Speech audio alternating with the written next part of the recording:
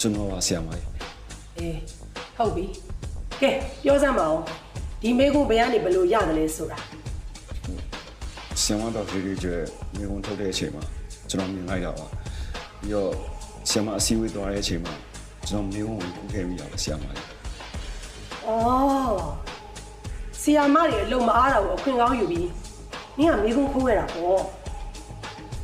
ကျောင်းသားတစ်ယောက်အနေနဲ့ဒါမဖြစ်သင့်တဲ့ကိစ္စ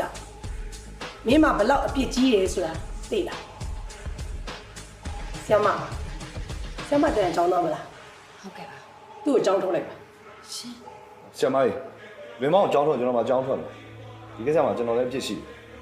ဟုတ်ကဲ့ရှင်ပါကျွန်တော်လည်းပါပါ ကျွန်တော်လည်းကြောင်းထွက်ပါမယ် ကျွန်တော်လည်းထောက်ပါ